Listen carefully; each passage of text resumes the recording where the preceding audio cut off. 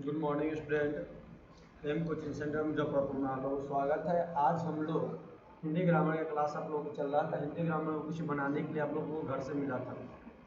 तो अगोचर कौन सा समास है बताना था आप लोगों का। अगोचर कौन समास है? तो अगोचर आपका नन समास हो गया। न गोचर, इसमें क्या नहीं है? न गोचर। तो न गोचर नहीं है तो ये आपका नन समास हो गया, नन समास। अब दूसरा था अचल। अचल में न चल, इस विग्रह क्या हो जाएगा अचल का? न चल। तो न चल आपका कौन सा समास? नन समास थे। कौन सा समास थे? अब अचल में कौन सा समास? तो न चल। न चल तो न समास, नन समास। अजन्मा, अजन्मा में कौन सा समास? न जन्मा। न जन्मा तो नन समास हो गया। कौन सा समास? नन समास। आप लोग को बताया गया, नन समास के बारे में पढ़ाया गया था। इसमें अठन्नी, अठन्नी आठ आनों का समाहार है। जब आठ आना तो द्विगु समास हो जाएंगे आपका। कौन समास? द्विगु समास। ये कल आपको होमवर्क मिला था, पहले होमवर्क बना लीजिए, इससे आगे हम लोग चलेंगे। अधर्म, अधर्म में याद रखिएगा, अधर्म में कौन सा समास है, इस बात को ध्यान रखिएगा आप लोग। तो अधर्म में आप लोगों का कौन सा समास हो जाएंगे? अधर्म। अधर्म में नन समास, न धर्म, नन समास हो जाएगा। कौन सा समास? नन समास। आप देखिए अनंत में कौन सा समास है? तो अनंत में आपका लोग मिला लीजिएगा, अनंत में आप लोग का नन समास हो जाएगा। कौन सा समास? नन समास। अनेक में कौन सा समास है? तो अनेक में आप लोग का समास है, कौन सा समास? तो नन समास है। अनेक में कौन सा समास? नन समास है। अनपढ़ में कौन सा समास? तो अनपढ़ में आप लोग का समास कौन सा हो जाएगा? न पढ़। न पढ़ जैसे न आया तो नन समास। क्या आ जाएगा? नन समास। इसके बाद चलिए 9 नंबर देखते हैं। अभिनिंग, अभिनिंग कौन सा समास? न भिग, तो न आ गया तो अनन समास। अन्याय, न्याय न हो, न अन्याय, न न्याय, नन समास, नन समास। अनुचित, उचित न, न उचित, न उचित तो न समास।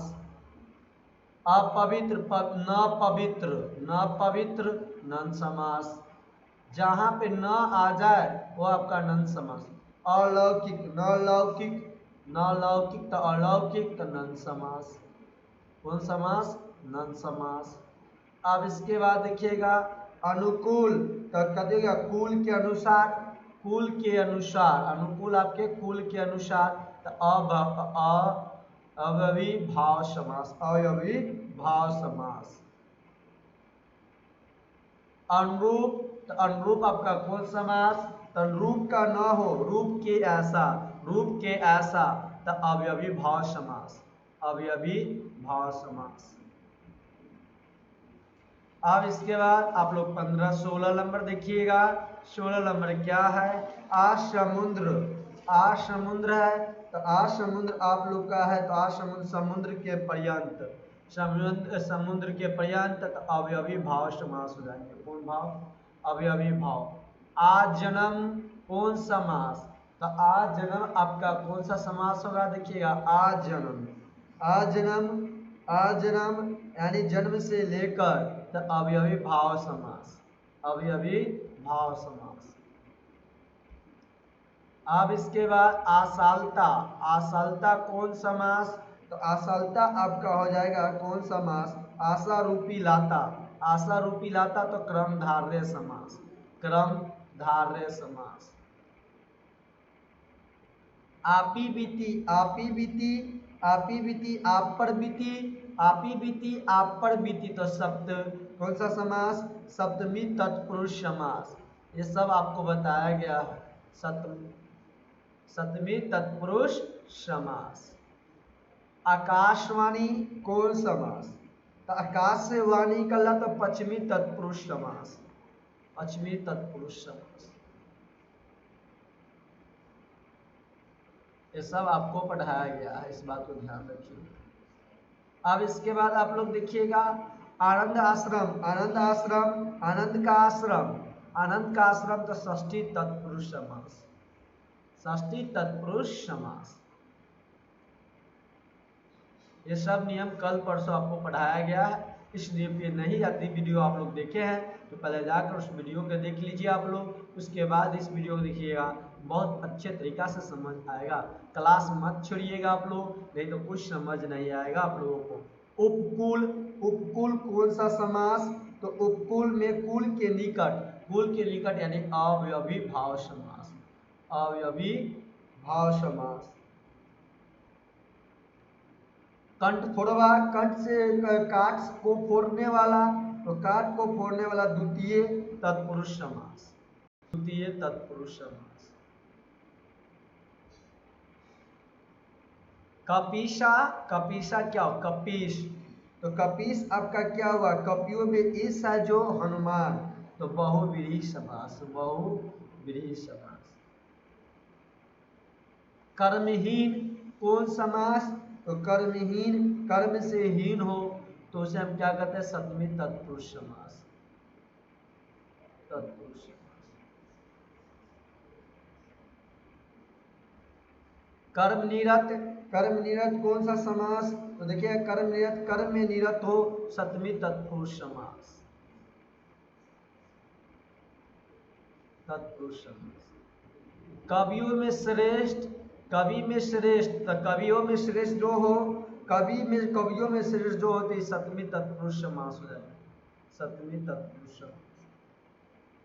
अब आप लोगों को इधर 3 बच गया। का पुरुष कौन समास? कम्बकार कौन? काव्यकार। तो ये सब देखिए आपका उपपद का काम पुरुष, कायर पुरुष, तो कायर पुरुष कौन समास? क्रमधारय समास हो जाएगी आपका, क्रमधारय। कुंभकार आपका उपपद तत्पुरुष हो जाएंगे, उपपद तत्पुरुष। काव्य कार्य कौन समास? तो काव्य कार्य आपका कौन सा समास हो जाएगा? तो आपका यह हो जाएगा उपपद तत्पुरुष समास, उपपद तत्पुरुष समास। चलिए ये यहाँ तक आप लोग को हुआ, ये बनाने के लिए घर से मिला था आप लोगों को। इससे आगे आप लोग देखिएगा, इससे आगे आज आप लोग को पढ़ाया जाएगा अंतर। किसमें अंतर? तो हम लोग आज देखेंगे क्रमधारय और बहुव्रीहि समास में अंतर। इस दोनों में क्या अंतर है इसके बारे में पहले हम लोग जानेंगे। तो सबसे पहले देखिएगा दोनों में अंतर। तो सबसे पहले आप लोग ध्यान से देखिएगा, यहाँ पर क्रमधारय और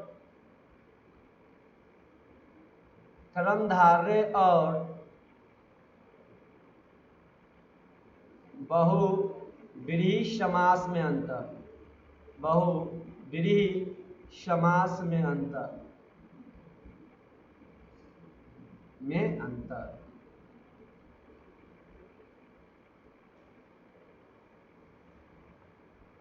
तो इन दोनों समास का अंतर समझने के लिए इनके लिए विशेष ध्यान देना, विग्रह पर ध्यान देना होगा। इस दोनों समास को यदि आपको समझना है, क्रमधारय और बहुव्रीहि समास में अंतर, इसके लिए सबसे पहले इस दोनों समास को अंतर समझने के लिए इनको विग्रह पर आपको ध्यान देना होगा, विग्रह पर ध्यान देना चाहिए। अब क्रमधारय समास में एक पद की विशेषता उपमान होता है। आप लोग को पढ़ाया गया था कि क्रमधारय समास में एक विशेष पद का उपमान होता है, लेकिन दूसरा पद विशेष से उपमेय होता है, लेकिन उसका दूसरा पद क्या होता है? उपमेय होता है। जैसे नील गगन, नील आपका विशेषण हुआ और गगन आपका विशेषे हो गया यानी उपमेय हो गया। इसी तरह चरण कमल, तो चरण आपका उपमेय हुआ और कमल आपका उपमान हुआ। तो ये सबसे पहले आप लोग को विग्रह पे ध्यान देना होगा जब हम क्रमधारय और बहुव्रीहि समास में अंतर को समझने के लिए। और आप लोगों को बहुव्रीहि समास में क्या बताया गया था? अब बताइए, नील गगन आपका कौन समास था? तो क्रमधारय समास। चरण कमल कौन समास था? क्रमधारय समास था आपका दोनों। अब समय बहुव्रीहि समास समस्त पद की किसी संज्ञा के विशेषण का कार्य करता हो, किसी संज्ञा के विशेषण का कार्य करता हो। जैसे चक्रधर, चक्र को धारण करने वाला कौन था? श्री कृष्ण भगवान। इससे क्या हो गया? चक्रधर, चक्रधर आपका बहुव्रीहि समास हो गया। ये भी आपको कल बताया गया था ये सब बात।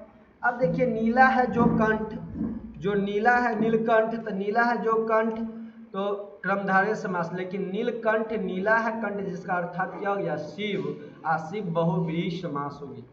यानी देखिए नीलकंठ नीला है जो कंठ, तो ये हो गया आपका क्रमधारय समास।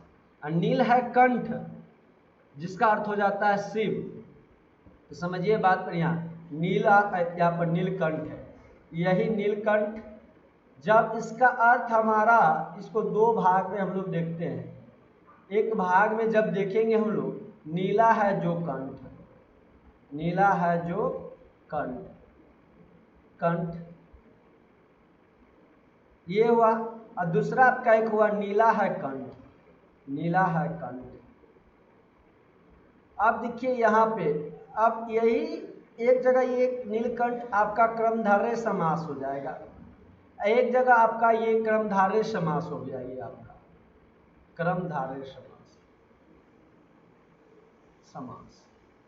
ये आपका एक जगह आपका ये बहुव्रीहि समास हो गया, बहुव्रीहि समास। यही चीज आपको समझना था कि नीलकंठ कभी बहुव्रीहि समास हो जा रहे हैं और कभी क्रमधारय समास हो जा रहा है। तो पर क्यों, इसका विग्रह करेंगे आप। नीलकंठ का जब विग्रह कीजिएगा तो नीला है जो कंठ, जिनका नीला है जो कंठ, तो ये आपका क्रमधारय समास है। नील है कंठ, इसका अर्थात हो गया नीला है कंठ। नीला है कंठ किसका, शिव का। कंठ का अर्थ यहाँ पर नीला है कंठ जिसका अर्थात हुआ शिव, और जब शिव अर्थ अर्थात होगा बहुव्रीहि समास हो गया। अब समझिए एक बात और, लंबोदर, मोटे लंबोदर, लंबोदर एक आपका बहुव्रीहि समास भी होता है। कौन समास, बहुव्रीहि समास भी होता है। और आपको बताया गया होगा क्रमधारय समास भी होता है। कब क्रमधारय समास होगा और कब आपका बहुव्रीहि समास होगा, तो इसको विग्रह कीजिएगा तो पता चलेगा कि लंबोदर क्रमधारय समास है या आपका या बहुव्रीहि समास है। इस बात को समझिएगा आप लोग। तो देखिए यहाँ पर लंबोदर, तो लंबोदर मोटे पेट वाले, जो मोटा पेट वाला जो होगा, मोटे पेट वाले, मोटे पेट वाले वाला, मोटे पेट वाला। दूसरा समझिए लंबा है उदर, लंबा है उदर, लंबा है उदर जिसका। अब देखिए लंबा पेट किसका था, लंबा है उदर जिसका, अर्थात श्री गणेश भगवान जी की चर्चा किया। तो गणेश जी की जब अर्थ आ गया लंबा उदर है जिसका, तो आपका ये हो गया बहुव्रीहि समास। लेकिन मोटे पेट वाले की बात किया जाए तो मोटे पेट वाला का बात किया जाएगा तो ये आपका क्रमधारय समास हो गया। तो आपको सबसे पहले किस तरह से पता कर सकते हैं, तो हम विग्रह करके ही पता चल सकता है। क्रमधारय समास है, बहुव्रीहि समास में अंतर को पता करना होगा तो हम लोगों को ये आपका क्या हो गया बहुव्रीहि समास। तो इस तरह से आप लोगों को समझना था। चलिए इससे आगे भी समझिएगा आप लोग। अब हम लोग किसके बारे में समझते हैं, द्विगु और बहुव्रीहि समास में अंतर, द्विगु और बहुव्रीहि समास में अंतर, द्विगु और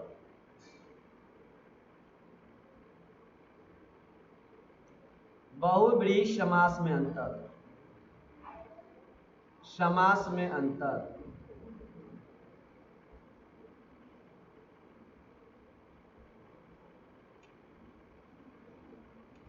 अब देखिए द्विगु और बहुव्रीहि समास में अंतर। तो इसके लिए सबसे पहले आप लोग क्या कीजिएगा, द्विगु में और बहुव्रीहि समास में हम लोग को अंतर जानना है।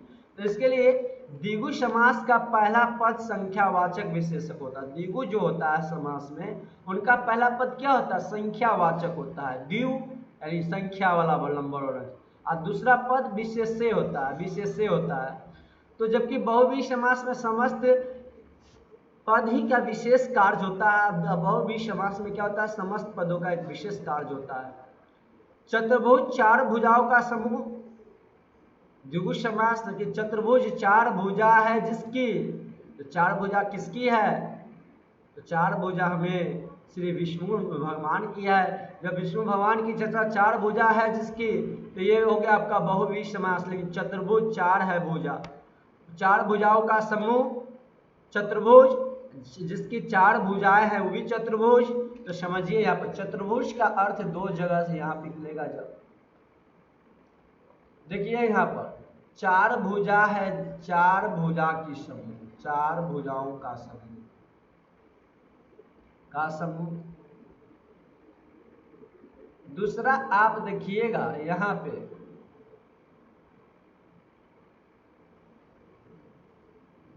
दूसरा क्या होगा, विश्व आप यहाँ पर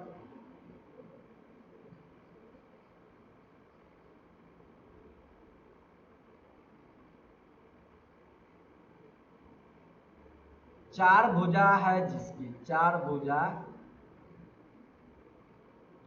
जिसकी, चार भुजाएं जिसकी, चार भुजाएं जिसकी, तो चार भुजाओं का समूह तो चतुर्भुज हुआ, लेकिन चार भुजा है जिसकी भी चतुर्भुज हुआ, दोनों आपका चतुर्भुज है। लेकिन यहाँ पर समझने की बात आपका क्या है, सबसे पहले ध्यान से देखिएगा, क्या समझिएगा आप लोग कि चार भुजा का समूह चतुर्भुज हुआ, और चार भुजा जिसकी, तो चार भुजा किसकी होती है, श्री विष्णु जी की। तो ये आपका यहाँ पे ये चतुर्भुज चार भुजा जिसकी, ये हो गया आपका चतुर्भुज, आपका बहुव्रीहि समास हो जाएंगे, विग्रह करने पर पता चलता है। ये आपका क्या हो गया, द्विगु समास क्यों हुआ कि लंबर की बात आ गई यहाँ पे भी लंबर है, लेकिन चार भुजा है जिसकी, विष्णु जी की। किनका भुजा चार है, तो यहाँ पे एक समय, एक विशेष प्रकार का संबंध में विशेषण का कार्य करता है, इसलिए आपका बहुव्रीहि समास हो गया।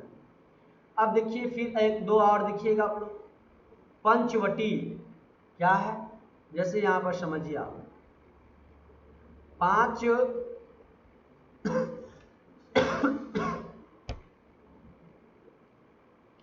वटों का समाहार, पांच वटों का समाहार, समाहार,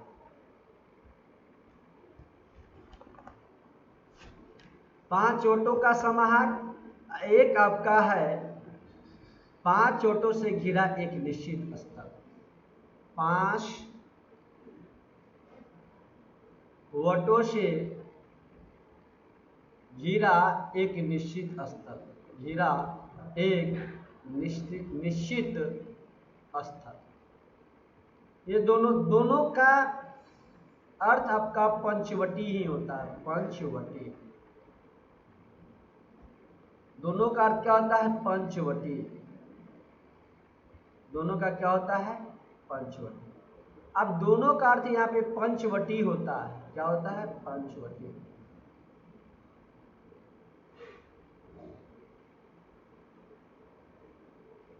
पांच वटों का समाहार पंचवटी, पांच वटों का समाहार क्या होता है, पंचवटी।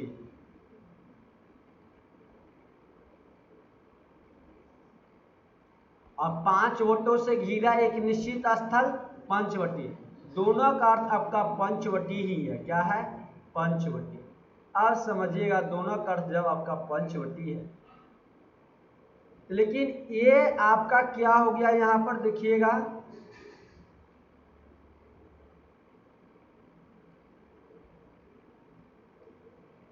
आप लोग देखिएगा, पांच वटों का समाहार पंचवटी ईस्वी हुआ, पांचों वटों से घिरा एक निश्चित पंचवटी, लेकिन ये आपका क्रमधारय समास हो गया, इन्हें द्विगु हो गया। कौन समास, पंच, पांच की बात, संख्या की बात की जा रही, द्विगु, लेकिन ये आपका पंचवटी, ये पंचवटी आपका बहुव्रीहि समास हो गया, बहुव्रीहि। अब ये कैसे हुए बहुव्रीहि, क्यों हुआ द्विगु, आपको पता है जब संख्या की बात हो तो पंचवटी आ गई, पांचों वटों का समाहार था यहाँ पे, तो पंचवटी द्विगु समास। लेकिन पांच वटों से घिरा एक निश्चित स्थल है, एक खास जगह की बात की जा रही है कि पांच वटों से घिरा एक स्थल, अर्थात दंडकारण्य में स्थित वह स्थान जहाँ वनवासी राम ने सीता को और लक्ष्मण के साथ निवास किया था, उस पंचवटी की बात की जा रही है यहाँ पे, जहाँ पर राम जी और सीता जी ने वनवास करने गए थे। पांचों वटों से घिरा एक निश्चित स्थल पंचवटी था, उस पंचवटी की बात की जा रही थी यहाँ पर, इस वजह से ये बहुव्रीहि समास होगा, एक विशेष प्रकार की बात की जा रही है। अब आप लोग देखिएगा इस तरह से, तो बहुव्रीहि समास, तो इस तरह से अंतर इसमें आते हैं। एक दो और आप लोग देखिएगा ध्यान से, अब आप लोग देखिएगा यहाँ पर, अब अंतर हम लोग देखते हैं इससे आगे का अंतर, ध्यान से देखिएगा आप लोग। तो हम लोग अब देखेंगे क्या क्या है यहाँ पर, हम लोग ने समझे किसके बारे में, अभी समझ गया अंतर हम लोग समझे थे द्विगु और क्रमधारे में अंतर, द्विगु और क्रमधारे में अंतर जान रहे थे, किसमें? द्विगु और बहुव्रीहि समास में अंतर। तो एक दो और देखिए, अब दासानन, 10 आननों का 10 आननों का समूह, 10 आननों का समूह को हम द्विगु समास करते हैं। क्या हो गया? ये आपका द्विगु समास, जिसे हम क्या कहते हैं? दासानन। क्या हो गया? दासानन। 10 आनाओं का समूह, 10 आनन है जिसके, 10 आनन है जिसके, 10 आनन है जिसके, आनन है जिसके, तो ये भी आपका क्या हो गया? इसका भी अर्थ होता है दासानन, दासानन। तो 10 आनन है जिसकी, दासानन। तो देखिए ये एक आपका ये ऊपर वाला द्विगु समास हो जा रहे हैं, ये आपका क्या? द्विगु समास। नीचे वाला आपका बहुव्रीहि समास। तो पर क्यों ये बहुव्रीहि समास हुआ, वह क्यों आपका द्विगु समास हुआ, तो इसके बारे में समझिएगा आप लोग क्यों हुआ। तो सबसे पहली बात यहाँ पर ध्यान से आप लोग 10 आनाओं का समूह, दासानन, यहाँ पर संख्या की बात 10 की जा, लेकिन 10 आनन है जिसकी, 10 जिसका मुख है, 10 अर्थात यहाँ पर 10 आनंद जिसके हैं, अर्थात यहाँ रावण की बात किया जा रहा है। और रावण की जब चर्चा की जा रही है तो रावण आपका कौन सी हो जाए? विशेष प्रकार का, इस धरती पर अकेले एक रावण ही था, उसके बाद वैसा 10 मुख वाला रावण कोई और नहीं है। तो ये विशेष प्रकार की हो गया बात। तो जब विशेष प्रकार की बात हो जाए तो बहुव्रीहि समास होते हैं। ये आपका क्या हो गया? बहुव्रीहि समास हो गया, बहुव्रीहि समास हो गया। अब देखिएगा इसके बाद हम लोग क्या करेंगे इससे आगे। अब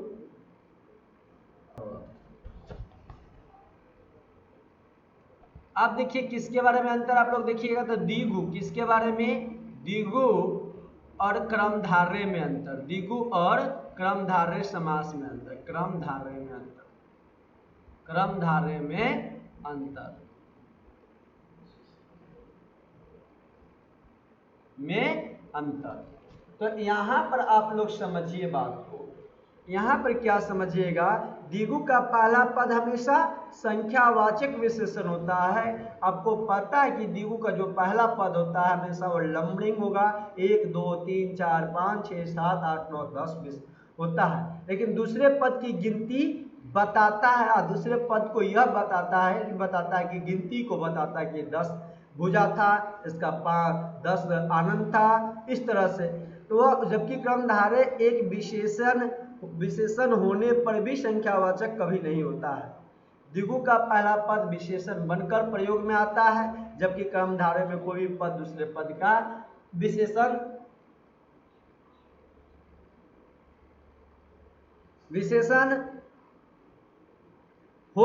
हो सकता है। जैसे समझिएगा आप लोग, तो पहला समझिए यहाँ पर नवरत्नों का समूह, तो ये क्या? द्विगु समास आपका हो जा रहा है।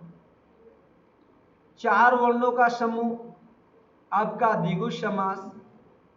पुरुषों में है जो उत्तम, पुरुषोत्तम, आपका वो कर्मधारय समास हो गया। तो देखिए यहाँ पर 9 रत्नों का समूह, 9 रत्नों का समूह, नंबर की बात की जा रही है। जब नंबर की चर्चा की जाए तो आप लोग को पता है कौन नवरत्न हो गया, और रत्न कौन सा समास होता है? तो द्विगु समास होता है आपका, द्विगु समास। 9 रत्नों का समूह। अब देखिएगा 4 वर्णों का समूह, 4 वर्णों का समूह, वर्णों का समूह, 4 वर्णों का समूह आपका द्विगु समास होता है। क्या सा समास? चतुवर्ण। चतुवर्ण की मतलब आपका द्विगु समास हो जाएगा। कौन समास? द्विगु समास।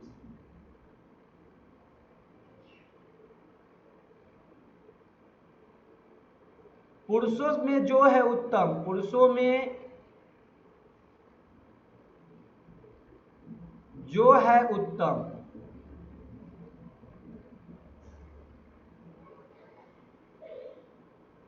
तो पुरुषोत्तम, पुरुषोत्तम आपका कौन क्या हो जाएगा? तो क्रमधारय समास, क्रमधारय समास हो जाएंगे।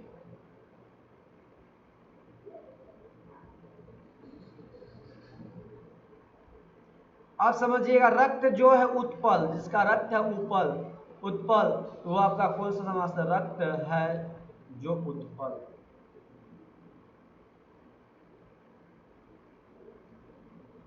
तो ये आपका क्रमधारय समास हो जाए। क्या कौन सा समास? ये आपका क्रमधारय समास हो जाएगा। तो नौ रत्नों का समूह, नौ रत्नों का समूह आपका क्रमधारय समास, जिसे द्विगु समास भी कहते हैं। चार वर्णों का समूह चौथु वर्ण, ये भी आपका द्विगु समास हो गया, क्योंकि संख्यावाचक की बात होती है यहाँ पर। पुरुषों में है जो उत्तम पुरुषोत्तम, उसे हम क्रमधारय समास। रक्त है जो उत्पल, उसे क्रमधारय समास। अब समझिएगा, लास्ट आप लोग का अंतर है ऊपर, लास्ट है संधि और समास में अंतर। क्या है आपको लास्ट पढ़ना? अब संधि और समास में अंतर क्या है। इसके बाद आपका समास समाप्त हो जाएंगे, बनाने के लिए मिलेगा। घर से आप लोग बनाकर कुछ समास को लाइएगा। तो समझिए यहां पर संधि और समास में अंतर, संधि और समास में अंतर, समास में अंतर, संधि और समास में अंतर। हाँ, देखिए आप लोग यहाँ पर देखिएगा, नौ रत्नों का समूह को हम रत्न कहते हैं। कौन समास सबका हो जाएंगे? द्विगु समास हो जाते हैं। कौन सा समास? द्विगु। चार वर्णों का समूह को आप क्या कहिएगा? चतुवर्ण। और कौन सा समास? तो द्विगु समास। पुरुष में जो है उत्तम, उसे हम पुरुषोत्तम कहते हैं। ये आपका क्रमधारय समास हुआ।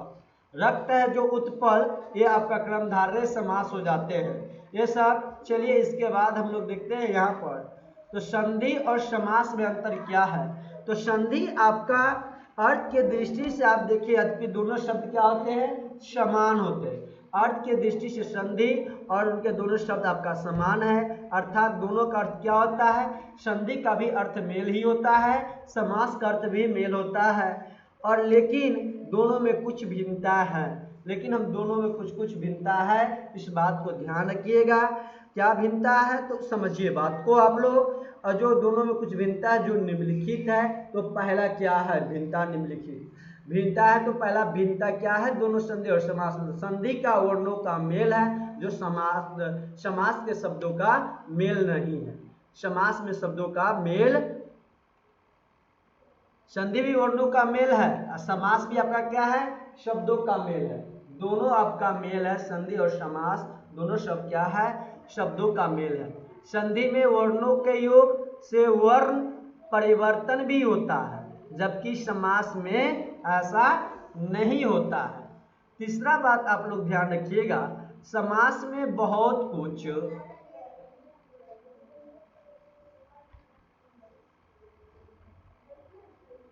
समास में, तीसरा बात ध्यान रखिए, समास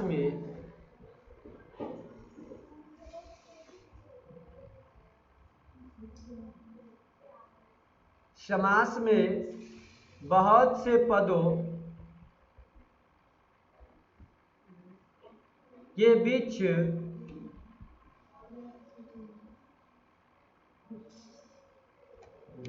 बीच के कारक चिन्हों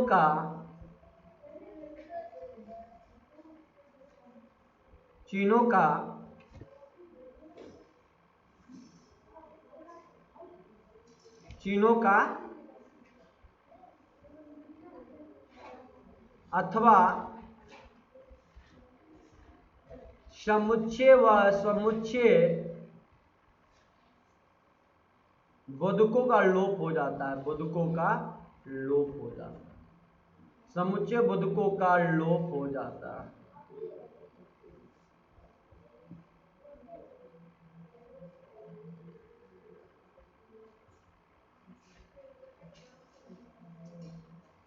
जैसे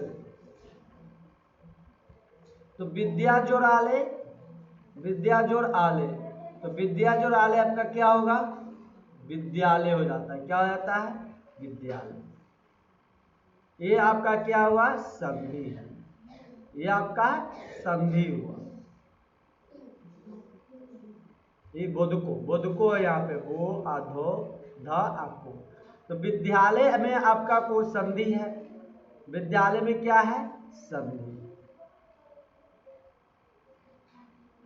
दूसरा देखिएगा आप, राजा का पुत्र, राजा का पुत्र, राजा का पुत्र क्या हो गया, राजपूत हो गया। तो देखिए इसमें भी राजपुत्र आपका समास हो गया। तो यहां पर आपको क्या बताया, समास में बहुत पदों के बीच में कारक चिन्ह, तो ये समास में आपका कारक चिन्ह लग गया।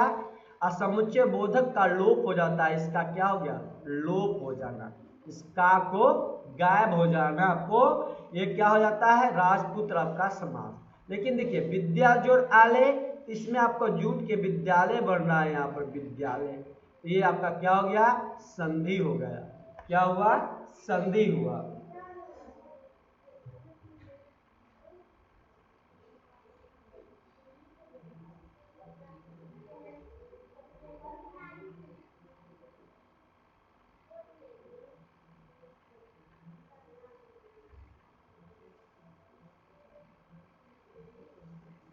अब देखिए यहां तक आप लोगों का हुआ। इससे आगे देखिएगा, समझिएगा बात को आप लोग। आपका समास में यहाँ पे संधि और समास समाप्त हुए। अब बनाने के लिए कुछ घर से आप लोगों को मिल रहा है, बना के आप लोगों को लाना है। सवाल को देखिएगा, बनाने के लिए दिया जा रहा है, आप लोग नोट डाउन कीजिएगा। तो बताइएगा, आप लोग घर से बना कर लाइएगा।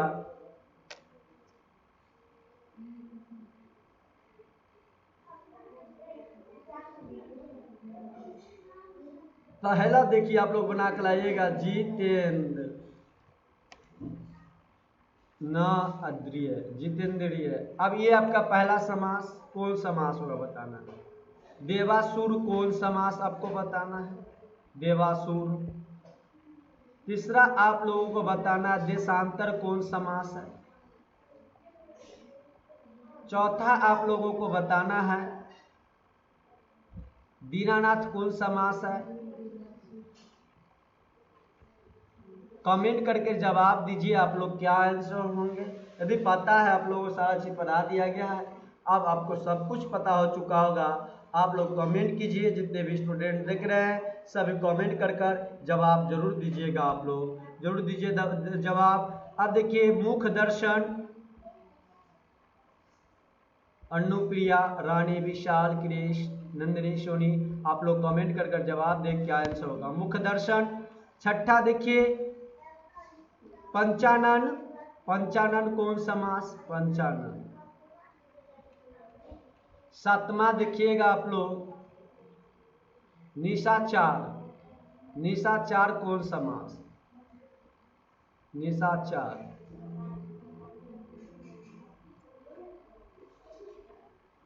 आठवां आप लोग देखिएगा, चौराहा कौन समास, चौराहा, चौराहा कौन समास। नौवां आप लोग देखिएगा यहां पर, दसमुख कौन समास, दसमुख कौन समास। 11 नंबर 10 नंबर आप लोग देखिएगा, सुपुरुष कौन समास, सुपुरुष कौन समास। 11 नंबर 10 हो चुका है, 11 देखिए आप। उसके बाद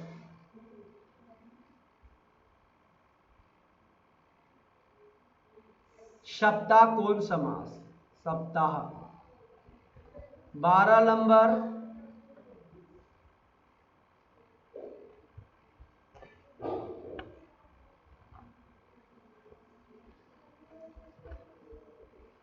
त्रिभुवन, त्रिभुवन कौन समास, त्रिभुवन कौन समास। 13 नंबर शक्ति के अनुसार कौन समास, शक्ति के अनुसार कौन सा समास। सभी को कमेंट कर कर जवाब देना है, क्या आंसर होगा। 14 नंबर पाप पुण्य कौन समास। 15 नंबर दिन रात कौन समास। 16 नंबर लंबोदर कौन समास। 17 नंबर देश प्रेम कौन समास। 18 नंबर परमेश्वर कौन समास। परमेश्वर। 19 नंबर अनानास कौन समास।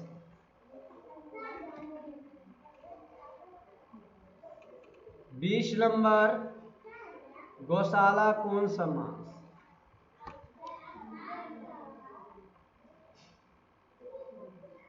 21 नंबर नवग्रह कौन समास। 22 नंबर विद्यार्थी कौन समास।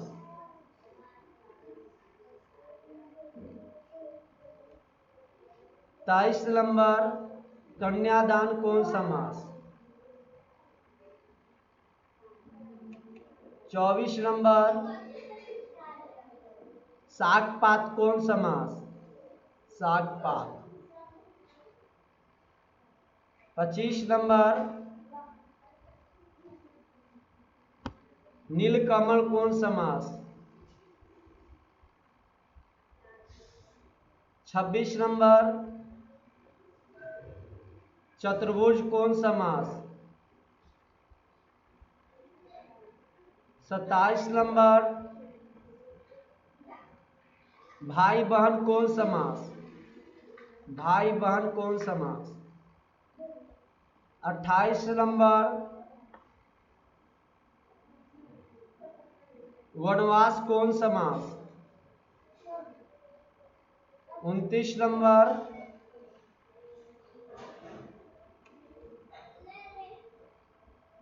नंबर पंचवटी कौन समास।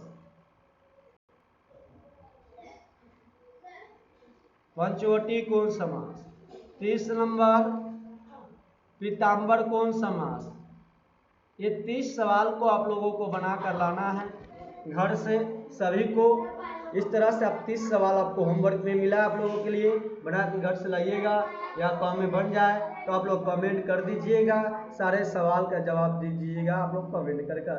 चलिए इस तरह से आज इतना ही तक रहने दिया जाता है आप लोग का। फिर यदि कोई नया स्टूडेंट देख रहे हैं तो आप लोग चैनल को सब्सक्राइब नहीं किए तो सब्सक्राइब कीजिए, शेयर कीजिए, लाइक एंड कमेंट